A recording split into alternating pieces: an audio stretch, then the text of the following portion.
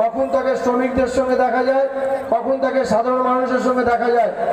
সেই এই এলাকার যুব সভাপতি আমার অত্যন্ত প্রিয় দাদা মহসিন মোল্লার নেতৃত্বে আজকের এই ডাকে যে অঞ্চলের যে মিটিং চলছে,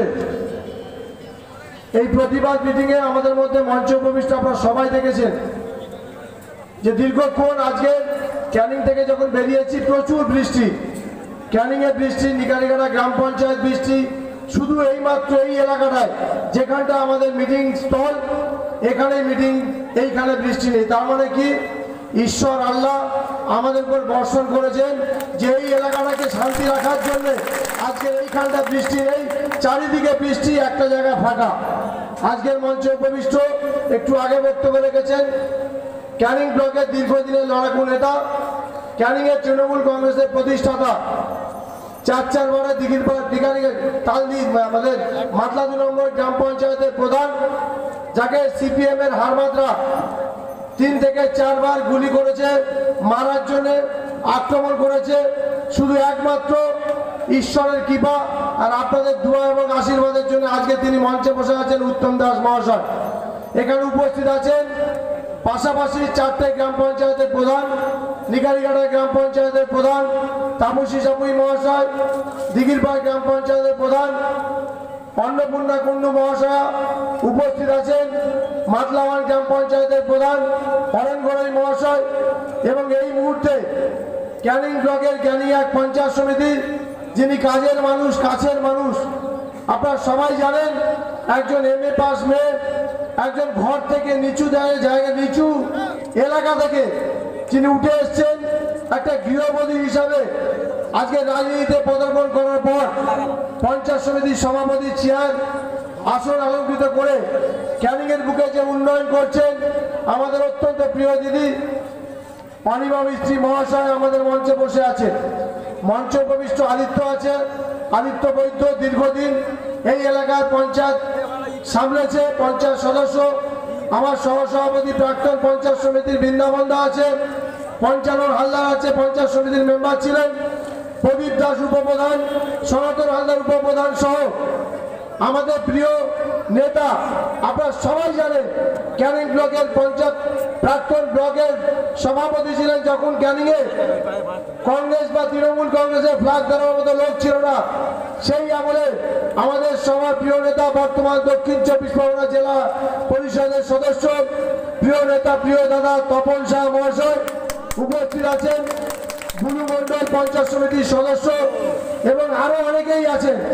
আমি সবার নাম আমি ধরছি না, কারণ এর আগেই আমার যিনি সঞ্চালক করছেন উনি সবার নাম বলেছেন। এবং সর্বোপরি আপনারা যারা দীর্ঘক্ষণ সেই বেলা 3টে থেকে গোপালপুর এবং ইটখোলা এই দুটো অঞ্চলের কিছু কিছু জায়গা থেকে লোক এসছেন, এত মানুষ আজকে ইটখোলা এবং গোপালপুর অঞ্চল থেকে এসছেন, আপনাদেরকে আমি নমস্কার, ধন্যবাদ, আমি আমার অন্তঃস্থল থেকে আমি শ্রদ্ধা জানাই। আজকে দেখুন সারা ভারতবর্ষ, আমার পঞ্চায়েত সমিতির সভাপতি বলছিলেন যে সারা ভারতবর্ষ একটা কালো দিন, বর্তমান একটা কালো দিন চলছে ভারতবর্ষে। কয়েকদিন আগে এই বিজেপি শাসিত রাজ্য উত্তরপ্রদেশ, যেখানে 65% মানুষ আদিবাসী, SC ST পিছিয়ে পড়া দলিত সম্প্রদায়ের মানুষ, বিজেপি যখন ক্ষমতা আসলো উত্তরপ্রদেশে, সেই উত্তরপ্রদেশের যোগী আদিত্যনাথ দেখবেন একটা গেরুয়া বসন পড়েছে, গেরুয়া বসন পরে একটা দলিত বাড়ি থেকে উনি অন্ন ভোগ নিয়ে সেদিন তিনি দাঁড়িয়ে বলেছিলেন যে উত্তরপ্রদেশে 65-70% পিছিয়ে পড়া মানুষ, দলিত সম্প্রদায়ের মানুষ, তার বাড়ির অন্ন খেয়ে আমি আজকে শপথ নিচ্ছি যে উত্তরপ্রদেশের মানুষের মধ্যে আমি শান্তি বিরাজ করব, উত্তরপ্রদেশের গুন্ডামি মিটিয়ে দেবো, উত্তরপ্রদেশের মধ্যে মানুষের মধ্যে ভাগাভাগ মিটাবো, উত্তরপ্রদেশের উন্নয়নের জোয়ারে ভাড়াবো। আজকে সেই যোগী আদিত্যনাথ, আজকের বিজেপির নরেন্দ্র মোদী, অমিত শাহ অঙ্গিনীরে ক্ষমতা আসার পর উত্তরপ্রদেশে আজকের একের পর এক মানুষ খুন হচ্ছে, একের পর এক মানুষ ঘর ছাড়া হচ্ছে। আমাদের বাড়ির দলিত পরিবারের এসসি এসটি মহিলাদের উপর আক্রমণ চলছে। আজকে 15-17 দিন আগে সারা ভারতবর্ষ একটা উত্তাল। সেই মনীষা বাল্মীকি একজন দলিত পরিবারের মেয়ে, সে যখন বাড়ি ফিরছিল তাকে 4 জন ছেলে নিয়ে গিয়ে তাকে গ্যাং রেপ করে। গ্যাং রেপ করার পর তার পিঠের শিরদাঁড়া ভেঙে দেওয়া হয়। আমাদের মায়েরা শুনবেন, আজকের বিজেপি শাসিত রাজ্যে, বিজেপি শাসিত দেশে কি চলছে। একটা মেয়েকে রেপ করা হয়, তার পিঠের শিরদাঁড়া ভাঙা হয়, তার জিভ কেটে দেওয়া হয়। যখন তাকে হসপিটালে ভর্তি করা হয়, সে আজকে জিভ কাটা অবস্থায় অল্প অল্প অবস্থায় বলেছেন যে আমাকে রেপ করা হয়েছে, এই লোক রেপ করেছে। আজকে 14 দিন হাসপাতালে ভর্তি হওয়ার পর সেই মেয়ে, তার জীবন চলে গেল, সে মৃত্যুবরণ করলো হাসপাতালে। আজকে সেই দলিত পরিবারের মহিলা, দলিত পরিবারের মা, তার বাবা কান্নায় ভেঙে পড়ল। এলাকার মানুষ একটা জনসমুদ্রে ভরে গেল, মানুষের অশ্রু জল থামানো গেল না। আজকের পুলিশকে বলল যে আমাদের মেয়েকে আমাদের হাতে তুলে দেওয়া হোক, পোস্টমর্টমের পর আমরা সৎ কাজ করব। আজকে যোগী যে সরকার, সেই সরকারের ডিএম এবং এসপি, সেই সরকারের ডিএম এবং এসপি দাঁড়িয়ে থেকে বলছে যে না, এটা রেপ হয়নি। একটা রাজ্য, একটা জেলার ডিস্ট্রিক্ট ম্যাজিস্ট্রেট, একটা রাজ্য এবং একটা জেলার যিনি ক্ষমতা থাকে প্রশাসনের এসপি, সেই জেলার এসপি বলছে রেপ হয়নি, ডিএম বলছে রেপ হয়নি।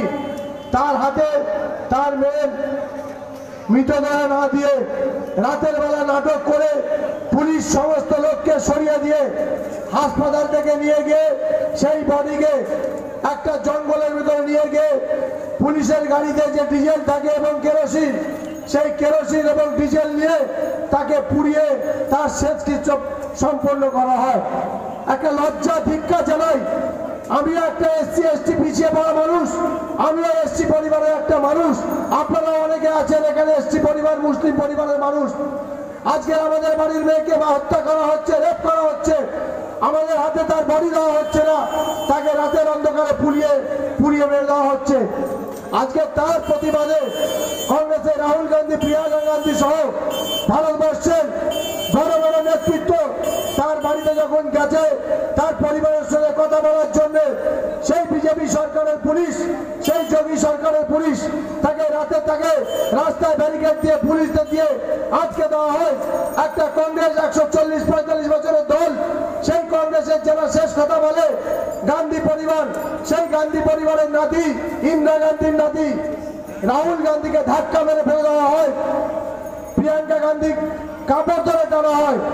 আজকে বলুন, দেশে গণতন্ত্র নেই, আজকের দেশে নারীদের কোনো সম্মান নেই। তারপরের দিন আমাদের এই কেন্দ্রের সাংসদ প্রতিভা মণ্ডল, এসসি পরিবার, ডেরেক গ্রোপলাইন, আমাদের সাংসদ সহ 3 জনের একটা টিম, 4 জনের একটা টিম সেই উত্তরপ্রদেশে তার লঞ্চিত সেই মৃতদেহের বাড়িতে যায় তার পরিবারের সঙ্গে কথা বলতে। আজকে সেই সময় আপনার টিভির পর্দায় দেখেছেন যে আমাদের সাংসদ প্রতিভা মণ্ডলকে তার অন্য ধরে শাড়ি ধরে টানা হয়, ডেরেক গ্রোপলাইনকে ধাক্কা মেরে মাটিতে ফেলে দেওয়া হয়। আমরা ধিক্কার জানাই। আমরা পশ্চিমবঙ্গ রাজ্য তৃণমূল কংগ্রেস এবং ভারতবর্ষের 10টা রাজ্যের বিরোধী দল তার ধিক্কার জানিয়ে ভারতবর্ষে নেমেছে আন্দোলনের পথে এই যোগী সরকার, বিজেপি সরকারের বিরুদ্ধে। আজকে সংবাদ মাধ্যম দেশের 4র্থ স্তম্ভ, সংবাদ মাধ্যম, যে সংবাদ মাধ্যমের মাধ্যমে সঠিক জিনিসটাকে তুলে আনতে হয়, না হলে মানুষ কিন্তু কোনোদিন ন্যায় বিচার পায় না। সেই সংবাদ মাধ্যমকে ঢুকতে দেওয়া হয়নি। আপনারা দেখেছেন এবিপি আনন্দ সহ দেশের বড় বড় সংবাদ মাধ্যম গেছে, তাদেরকে পরিবারের সঙ্গে কথা বলতে দেওয়া হয়নি।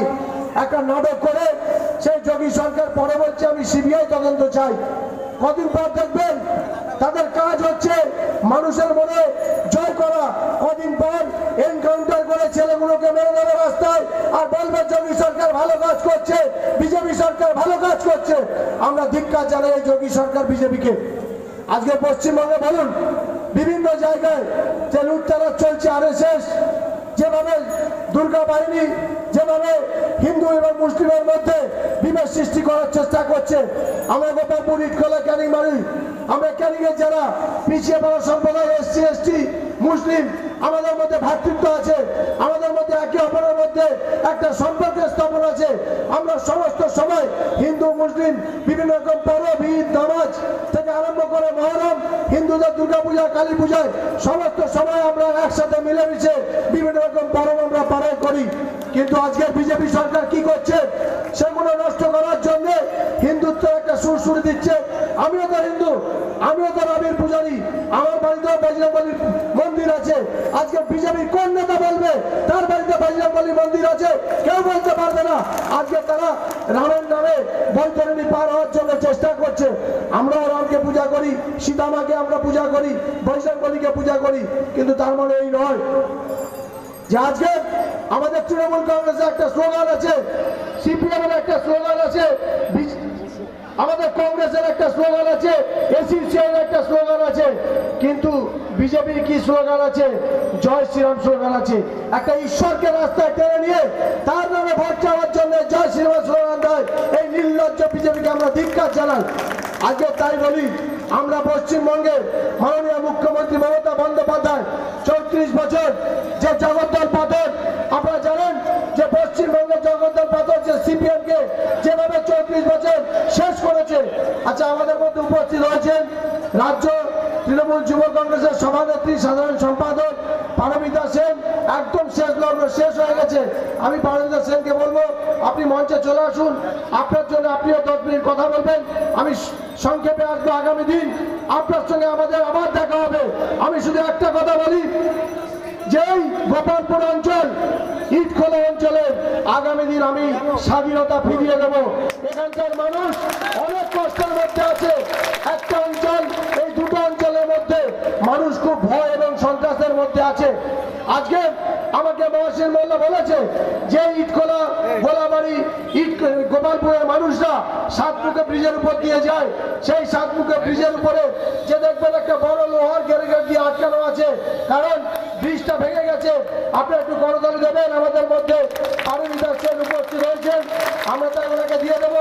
আমি সেই পারমিতা সেনকে মঞ্চে বসার জন্য অনুরোধ করবো এবং বলবো যে মহসিন মোল্লা যেহেতু বলেছে, আমি প্রশাসনের সঙ্গে কথা বলে আমি চেষ্টা করবো আগামী দিন এই ব্রিজ থেকে লোহার ব্যারিকেডটা তুলে নিয়ে মানুষের যাতে কোনো সুবিধা হয়, মানুষ যাতে কোনো অসুবিধার মধ্যে না পড়ে, সেই চেষ্টা আমরা করব।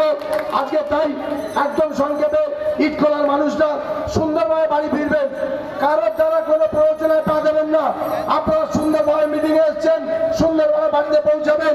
শেষ ফোনটা পর্যন্ত আমাকে বলবেন যে কোন মানুষটা বাড়িতে পৌঁছায়নি, সেটা আমি দেখবো। প্রশাসন আপনার জন্য তৎপর। আমরা চাই যে তৃণমূল কংগ্রেস আগামী দিন মমতা বন্দ্যোপাধ্যায় যে উন্নয়ন, সেই উন্নয়নকে সামনে রেখে আমরা চাই যে আবার তৃতীয়বারের জন্য তৃণমূল কংগ্রেস আপনাদের দোয়া এবং আশীর্বাদ দিয়ে পশ্চিমবঙ্গে আবার ক্ষমতা আসবে এবং আবার আমরা উন্নয়ন করব। শুধু একটা কথা বলবো, জানেন আমাদের নেত্রী লকডাউন পর্যায়ে 7 থেকে 8 মাস, করোনা পর্যায়ে 7 থেকে 8 মাস, আমপানের মতো একটা দুর্ধর্ষ ঘূর্ণিঝড়, তার মধ্যে থেকে আমাদের যে জিএসটি 25,000 কোটি টাকা জিএসটি পাই, সেই জিএসটির টাকা কেন্দ্র সরকার দিচ্ছে না একটাই কারণে, ওনার বাবার টাকা না, এই রাজ্য সরকারের টাকা দিচ্ছে না একটাই কারণ যে 2021 নির্বাচন আছে। যদি ওই টাকা পায় মমতা বন্দ্যোপাধ্যায় তাহলে রাস্তাঘাট ড্রেনটা হবে, তাই টাকাটা দেবো না, পিছিয়ে দেবো। কিন্তু আমরা একটা কথা বলি, গত 3 দিন আগে মমতা বন্দ্যোপাধ্যায় বলেছে যা করতে হয় আমি পশ্চিমবঙ্গের উন্নয়নকে থামিয়ে রাখবো না। তাই তো তিনি পথশ্রী 12,500 কিলোমিটার রাস্তা একদিনে উদ্বোধন করেছেন পথশ্রী প্রজেক্টের মাধ্যমে। তাই আমি বক্তব্য দীর্ঘায়িত না করে সবাইকে আমি ধন্যবাদ জ্ঞাপন করবো। মহসিন মোল্লা, আদিত্য পঞ্চা থেকে বৃন্দাবন থেকে আরম্ভ করে এখানে যারা আছেন, একটা অঞ্চলে এত লোক, আমি সত্যি ধন্যবাদ, আপ্লুত হয়েছি। এবং আমাদের রাজ্য নেত্রী এসেছেন, আমি অরিত্য বোসকে বলবো আমাদের পারমিতা সেনকে ছোট্ট আমাদের তরফ থেকে ছোট্ট উপহার, এবং আমি মহসিন মোল্লাকে বলবো পুষ্পস্তবক এবং উত্তরীয় পরিয়ে সম্মানিত করার জন্যই। তারপরেই ওনাকে আমি বক্তব্য দেবো, আপনার তারপরে বাড়ি ফিরবেন। সবাইকে ধন্যবাদ জানাই, নমস্কার জানিয়ে আমার বক্তব্য শেষ করছি। জয় হিন্দ, বন্দে মাতরম, তৃণমূল কংগ্রেস জিন্দাবাদ, মমতা বন্দ্যোপাধ্যায় জিন্দাবাদ। পুষ্পস্তবক দিচ্ছেন মাননীয় মহাসিন মোল্লা যুব সভাপতি, উত্তরে পড়িও আমাদের ছাত্র নেতা, যুব নেতা মাননীয় হরিদ্র ঘোষ, মাননীয় উত্তম দাস ছোট্ট উপহারটা ওনার হাতে তুলে দিচ্ছেন। আমি এরপর পারমিতা সেনকে বলবো ওনার মূল্যবান বক্তব্য আপনাদের সামনে ধরে নেওয়ার জন্য।